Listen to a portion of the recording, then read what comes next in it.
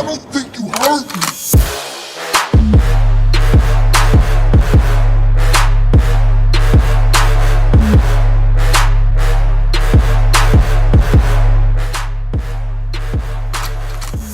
Okay, now we're going to talk about Zamasu. Now, even though my favorite villain in all of Dragon Ball is Kid Buu specifically, for obvious reasons, I have no problem saying that Zamasu is arguably the best villain we've ever had. The thing that makes this character special is the fact that compared to most of Dragon Ball's other villains who have more of a black and white morality, Zamasu is the first morally complex villain we've seen. It's made pretty obvious that he sees himself as someone good and the likes of Goku, Vegeta, and Trunks as the bad guys here.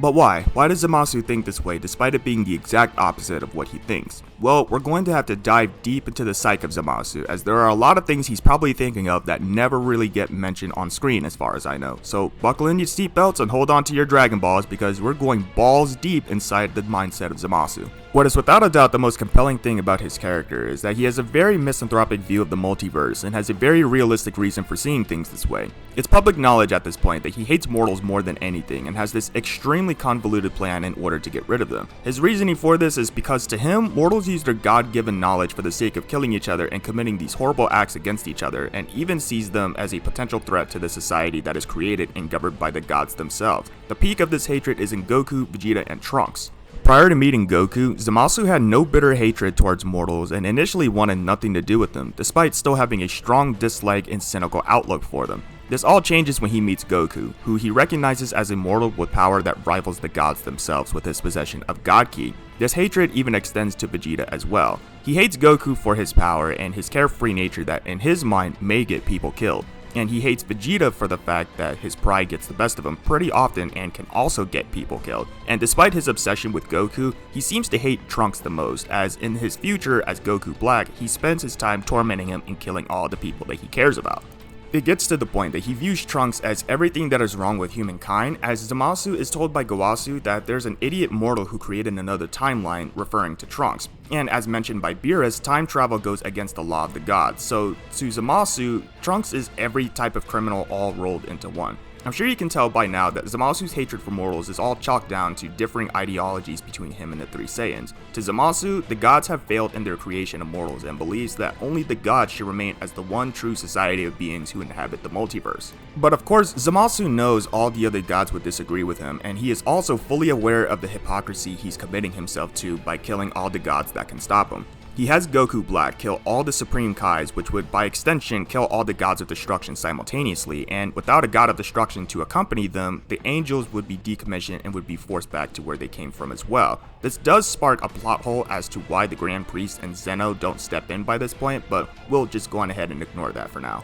I'll use his interactions with the three Saiyans as proof of his ideology, as when he condemns Trunks for time traveling, he had to have previously thought to himself that the mortals are capable of the worst crimes and decides for himself to complete the Zero Mortal plan at all costs, all because he believes that it's just the right thing to do. And he hates Goku and Vegeta for the fact that they're mortals with access to God Ki. It's quite likely he thought to himself of the possibilities of if Goku and Vegeta decided to make a massive heel turn and basically become what Goku Black is on their own free will, and knowing that Saiyan's ever-growing power that he stole Goku's body for to become Goku Black, it's quite likely Zamasu thought of Goku and Vegeta as legitimate threats. Not just to himself and to his plans, but to the gods themselves. This hatred for mortals is pretty much his justification for acting the way he does, and this could have massive ties to, or even be the result of him having a severe narcissistic personality type, except on a much larger scale than that of someone like Zarbon, and it's only when he becomes Merge Zamasu that it's taken a step further by retaining his narcissistic personality, but also exhibiting sociopathic tendencies. The fact he thought of himself being in the right while doing what he viewed the mortals guilty of doing is actually quite ironic if you ask me. He really did think of himself as the savior of the multiverse by getting rid of mortals, as they're viewed by him as potential threats to the peace of the society he governs. He basically wanted to become the next Omni King using his ideology as his reasoning, and as we know, this is what led to his downfall. At the very end of the day, no matter how carefully he planned his mission and no matter what he did to get even more powerful than he already was always doomed to fail.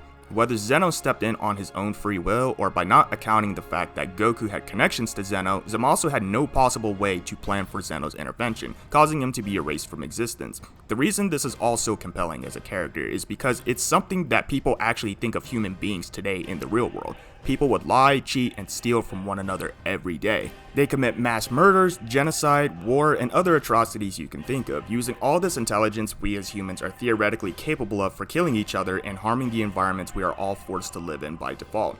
Zamasu is basically a character who decided to take on the whole world on a much bigger scale, and was actually successful at doing it until the very end. And the most compelling thing about him is that he wasn't wrong, he was 100% right.